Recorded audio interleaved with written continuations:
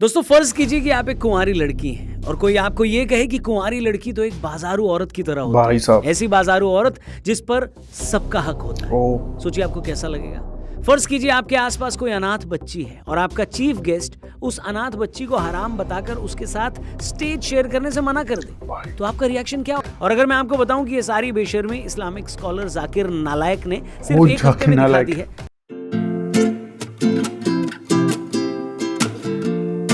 Hello guys, एक बार फिर स्वागत है भाइयों का चैनल रिएक्शन बाबा में। मेरा नाम है राम, मेरा नाम है दीक्षा। तो गाइज आज एक हम ऐसी वीडियो बनाने वाले हैं। अभी आप लोगों को पता है डॉक्टर जाकिर नाइक साहब कुछ दिनों पहले तक पाकिस्तान के अंदर थे। वहां जाके उन्होंने कुछ ऐसे स्टेटमेंट निकाले हैं, दिए हैं, जिसको लेके कि बहुत सारी बातें बन रही हैं। उन्होंने बोला है कि जो कुंवारी लड़की यानी कुंवारी जो औरत होती है वो बाजारू होती है। बताओ ये चीज़ उन्होंने किस मकसद से बोली है, किस तरीके से बोली है, ये वीडियो देख लेते हैं। एक वीडियो हमें मिला है, एक भाई हैं, उन्होंने हमें रिकमेंडेड किया था ये वीडियो, तो आज हम इसी पे रिएक्शन करेंगे। क्योंकि मुझे लगता नहीं डॉक्टर जाकिर नाइक साहब इतने ज़्यादा उनकी फ़ैन फॉलोइंग है और ऐसी बात बोलें, किस मकसद से बोली, ये वीडियो देखने के बाद पता चलेगा। होपफुली आपको ये वीडियो पसंद आए तो प्लीज़ इस वीडियो को लाइक करें और आप चाहते हैं आपको ऐसे रिएक्शन वीडियोज भी मिलते रहे तो प्लीज़ चैनल को सब्सक्राइब करें। गाइस आज के रिएक्शन हम स्टार्ट कर लेते हैं बिना किसी देरी के। Let's play. जी हाँ, ये जहरीला बिच्छू पिछले 10 दिन से पाकिस्तान में है और इन 10 दिनों में इसने पाकिस्तान में इतना हगा है कि पाकिस्तान के सारे गटर चौक हो गए। अरे भाई, इसका हगा नालियों से बह बहकर लोगों के मुंह में आने लगा है और पूरा पाकिस्तान एक दूसरे से यही पूछ रहा है कि ये किस जाहिल को हमने अपने मुल्क में बुला लिया। अरे भाई, मतलब जिस आदमी को कोई अपना गेस्ट हाउस किराए पर न दे उसे पाकिस्तानी हुकूमत ने अपने यहाँ स्टेट गेस्ट बनाकर बुला लिया। और बुलाए भी क्यों ना, हमारे यहाँ तो कहावत भी है कि गू का भाई पाद। अब पाकिस्तान जैसा गू अगर जाकिर जैसे पाद को नहीं बुलाएगा तो किसको बुलाएगा? भारत में अगर कोल्ड प्ले कॉन्सर्ट करने आ रहा है और 5-5 लाख के टिकट बिक रहे हैं तो पाकिस्तानी हुकूमत भी तो अपनी औकात के हिसाब से कोई गेस्ट बुलाएगी कि नहीं बुलाएगी, बताइए। तो भारत के कोल्ड प्ले की टक्कर में पाकिस्तान ने इस जहरीले बिच्छू को अपने यहाँ परफॉर्मेंस देने के लिए बुलाया है। और ये बिच्छू पाकिस्तान में जाकर कैसे कैसे करतब दिखा रहा है, औरतों को लेकर क्या कुछ नहीं बोल रहा, अगले कुछ मिनटों में जब मैं उसके बारे में आपको बताऊंगा तो शरीर के हर छेद से धुआं निकलने लगेगा। सच कह रहा हूँ बॉस, मैंने नफरती चिंटू भारत में भी बहुत देखे हैं, मगर जब भी मैं जाकिर नालायक को सुनता हूँ तो इसके सामने मुझे जहरीला कोबरा भी किसी बाघ की रंगीन तितली की तरह लगने लगता है। तो आइए अब सीधे इस जाकिर नालायक की बातों पर आते हैं। पहला किस्सा सुनिए। पाकिस्तान में लैंड होने के बाद से ये आदमी पाकिस्तान में घूम घूम कर गू के पकौड़े तल रहा है। अलग अलग शहरों में लोगों को भाषण देकर ये इंश्योर कर रहा है कि पाकिस्तानी आवाम में जो बची खुची कॉमन सेंस है उसका भी अंतिम संस्कार कर दिया जाए। ऐसे एक प्रोग्राम में एक बच्ची ने इससे पूछ लिया कि लोग एक से ज्यादा शादियां क्यों करते हैं। अब बच्ची महज 14 साल की थी। इसका जवाब भी वैसा ही होना चाहिए था, मगर नहीं, किंग कोबरा उल्टा ज्ञान देने लगा। जाकिर ने उस बच्ची को बताया कि दुनिया में औरतें ज्यादा हैं और उनके लिए मर्द कम है।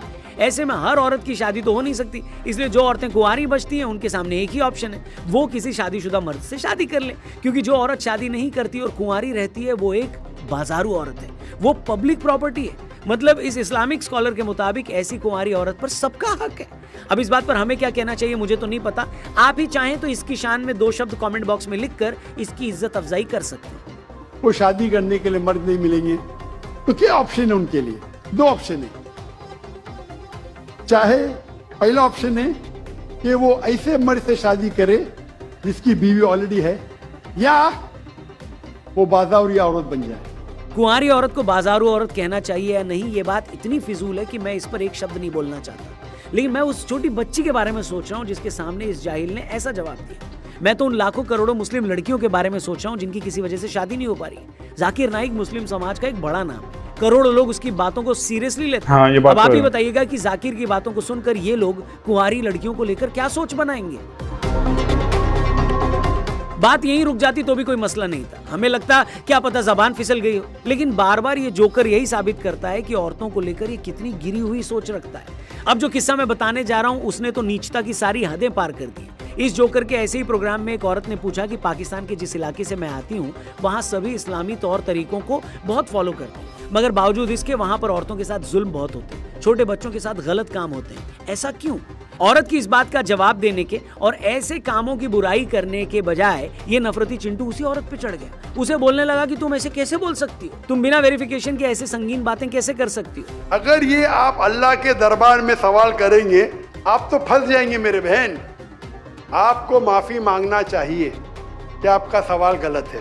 मतलब इस जाहिल ने ये नहीं सोचा कि अगर एक महिला इतनी अथॉरिटी से ये बात कह रही है तो वो वेरीफाई करके ही आई होगी। इस आदमी को इस बात का अफसोस नहीं हुआ कि सच में बच्चों के साथ, लड़कियों के साथ वहां ऐसे जुल्म हो रहे हैं, मगर इसकी इस बात पे सुलग गई कि एक औरत ने इस्लाम के मानने वालों के साथ ऐसे घिनौने इल्जाम क्यों जोड़ दिए। अगर पाकिस्तानी एक्सपर्ट्स को सुने तो वो औरत पाकिस्तान के जिस हिस्से की बात कर रही थी वहां छोटे बच्चों के साथ ऐसे घिनौने काम होना आम बात है। 2023 में ही बच्चों के साथ ऐसे मामलों के 2500 मामले वहां सामने आए हैं। शर्म की बात यह है कि छोटे बच्चों के साथ गलत हरकतें करना वहां के कल्चर का हिस्सा बन गया।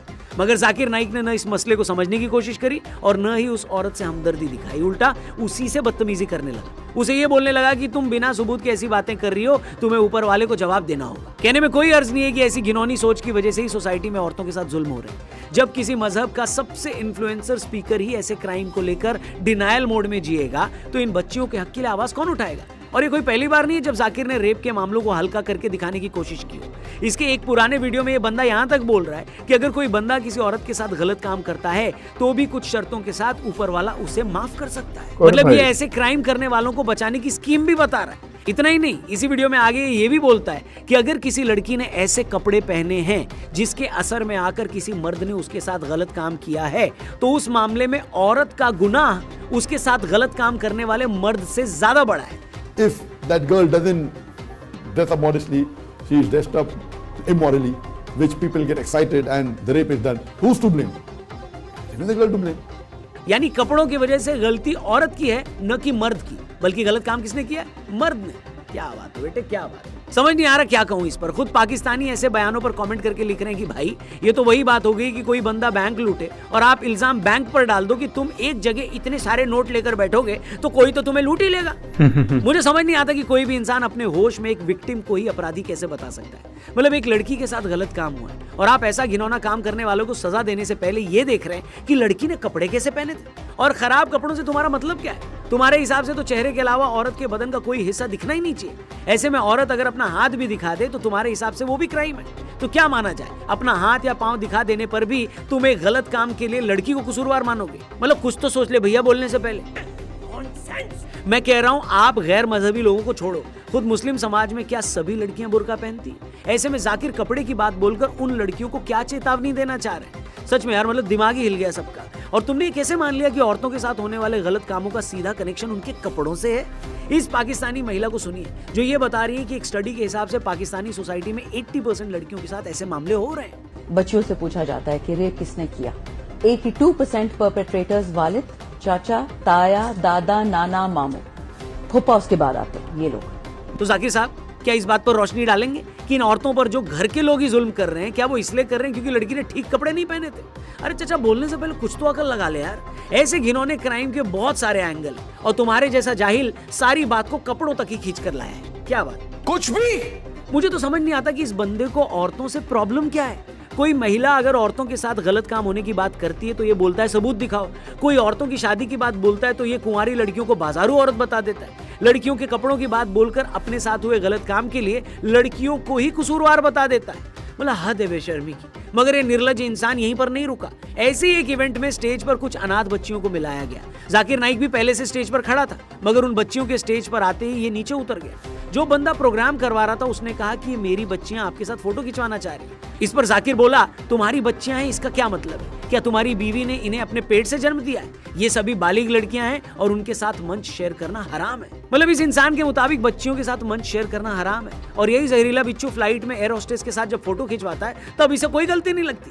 मैं पूछता हूँ, फ्लाइट में जब किसी एयर होस्टेस ने इनसे कहा कि सर मैं आपके साथ फोटो खिंचवाना चाहती हूँ, तब ये क्यों नहीं चलती फ्लाइट से नीचे कूद गया कि नहीं मैं तुम्हारे साथ फोटो नहीं खिंचवा सकता?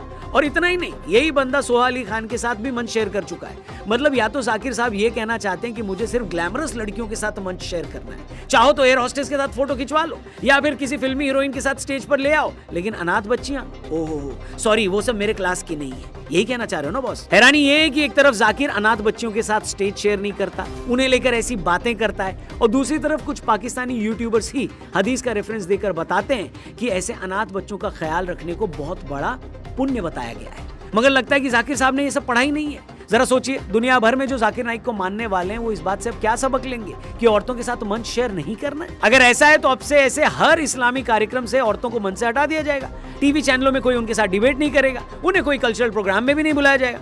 मतलब ये आदमी कहना क्या चाहता है इसे खुद नहीं पता। उस मोमेंट पर उसे लगा कि अगर मैं ऐसा बोलूंगा तो पाकिस्तान के कट्टरवादी खुश होंगे, तालियां बजेंगी, मगर उसका सोसाइटी पर लार्जर इंपैक्ट क्या पड़ेगा इसे खुद नहीं पता।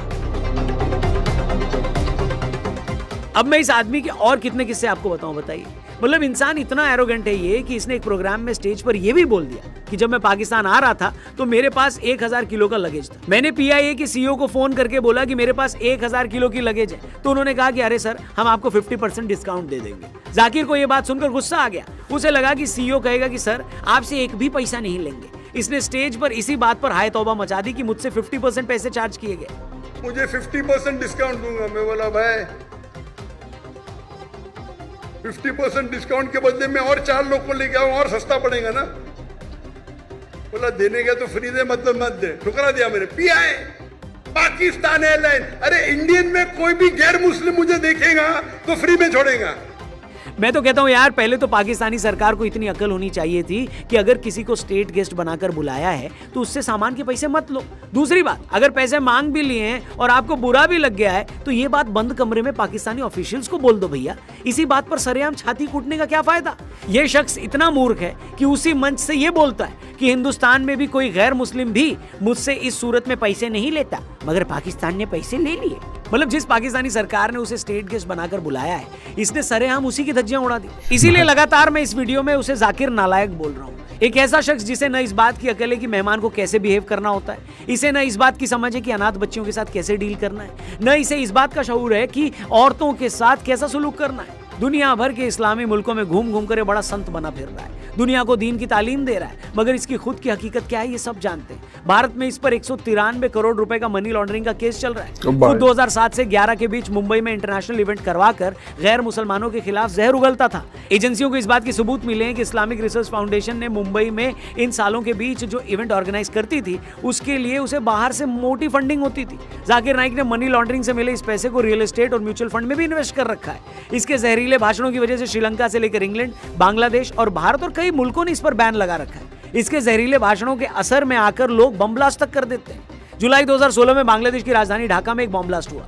उस मामले में जब आरोपी पकड़ा गया तो उसने पुलिस को बताया कि जाकिर नाइक की वीडियो से ही प्रभावित होकर उसने ऐसा किया। 2019 में श्रीलंका में ईस्टर के मौके पर चर्च में जो ब्लास्ट थे, उन धमाकों में उस वक्त 260 लोग मारे गए थे। उस ब्लास्ट की जिम्मेदारी नेशनल तौहीद जमात ने ली थी। इस संगठन का चीफ जहरान हाशिम भी जाकिर नाइक का फैन था। पिछले साल मैंगलोर में एक ऑटो में ब्लास्ट हुआ था। उस ब्लास्ट को शाकिर नाम के एक आदमी ने अंजाम दिया था। वो बंदा भी जाकिर नाइक का फैन था। वो जाकिर के वीडियोस देखता था और आगे लोगों को फॉरवर्ड करता था। मतलब ये हकीकत है जहरीले नाक की। अपने भाषणों से लोगों को दूसरी कौम का दुश्मन बनाओ, लोगों को दूसरे धर्म के लोगों को कन्वर्ट करने के लिए प्रेरित करो, अपनी नफरत की दुकान की आड़ में मोटी फंडिंग लो और उस फंडिंग से अपने लिए प्रॉपर्टी बनाओ, रियल एस्टेट में इन्वेस्ट करो। और ऐसे आदमी को पाकिस्तान ने अपना स्टेट गेस्ट बनाया है और वो स्टेट गेस्ट उसी पाकिस्तानी स्टेट के मुंह पर हग रहा है और शहबाज शरीफ जैसे उसके हगे को हलवा समझकर खा भी रहे। बहुत अच्छा हुआ ये जाकिर वायरस हमने भारत से भगा दिया।